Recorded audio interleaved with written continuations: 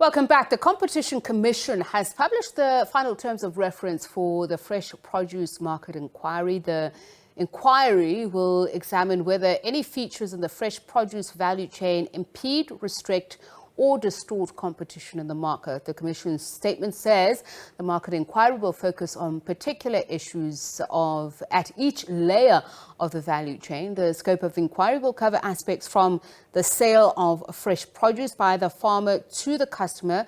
It says it will look at the efficiency of the value chain, market dynamics and barriers to entry, expansion and participation.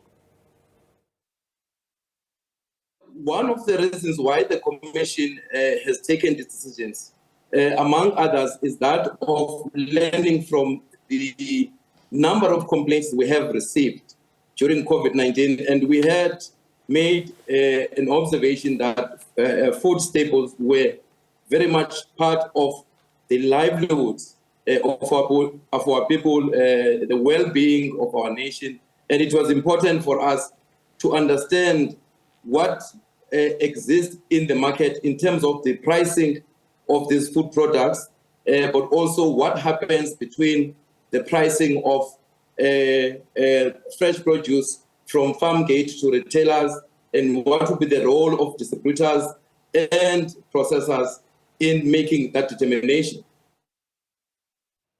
And to discuss this issue further, we are joined by the Commission spokesperson, Siyabulela Makunga. A very good evening to you, Mr. Makunga, and thank you so much for speaking to us. Perhaps let's just first start with what led to the inquiry, the initiation and the legal basis for the market inquiry. Good evening, Tsepiso, and thank you very much for having us. Good evening to your viewers.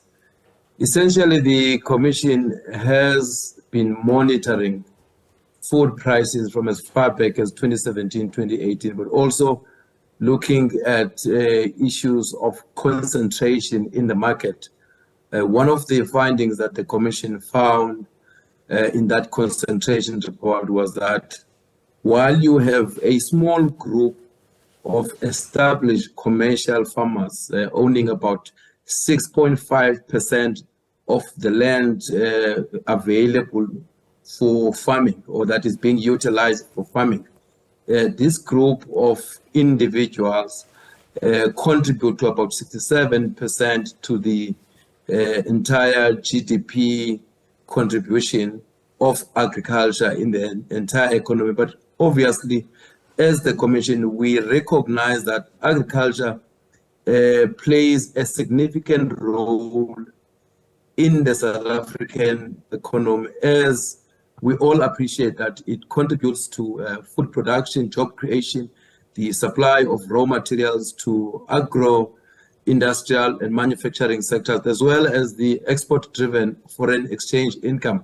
But more importantly, the Commission has prioritized the food and agro-processing sector as one of its priority sectors because of its contribution as a source of staple food. You would appreciate that if you look at the number of complaints that the Commission has received last year on price gouging, about 57% of those complaints were about essential food products. You would remember the time when we had to deal with the spike on garlic and ginger, and obviously we had to intervene to really allow the vulnerable communities to enjoy what we call an immediate relief. So based on all of this, the Commission saw it necessary that it conducts a general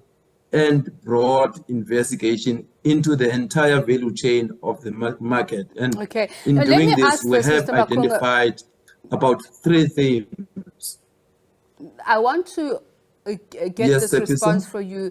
You spoke about prioritization, and that's against the backdrop of the prioritization framework of 2008. But you also highlight that COVID-19 also brought home the importance of the agro-processing sector.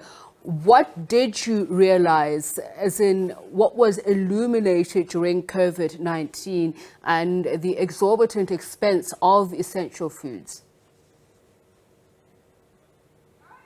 Well, two observations that were key on our part was that if you look at the number of complaints that we received, most of them were about essential food products. But the commission did not end with,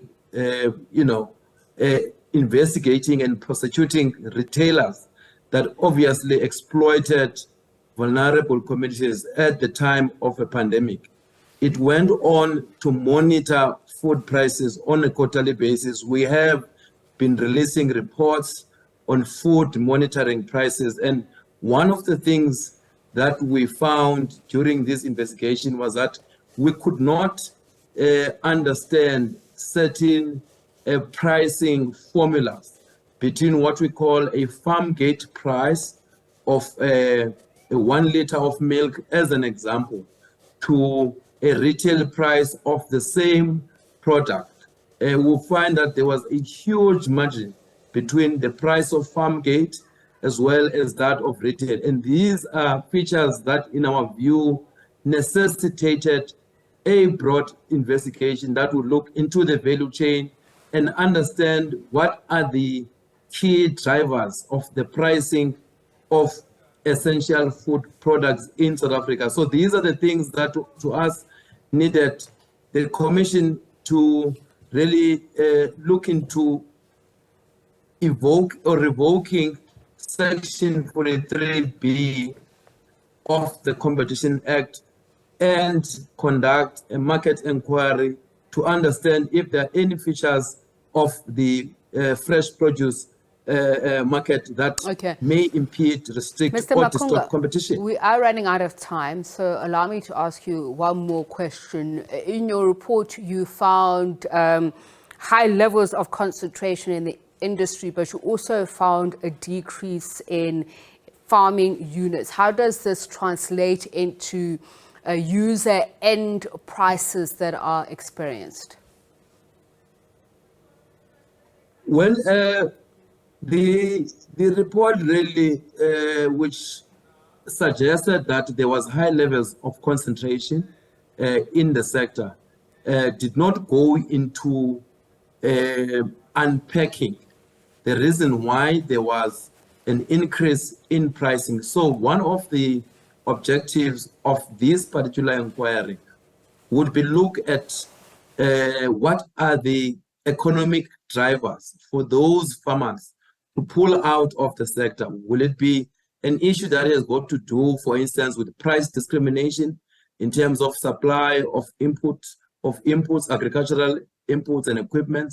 Will it be an issue of a middleman really taking a lion's share in terms of pricing of these products? So these are issues that we've got to investigate holistically so as to get to the bottom of it, so and understand what determines in essential food products, especially the fresh produce as it relates to fruit and vegetables. All right, thank you so much for speaking to us, the Competition Commission spokesperson Siyabulela Makunga.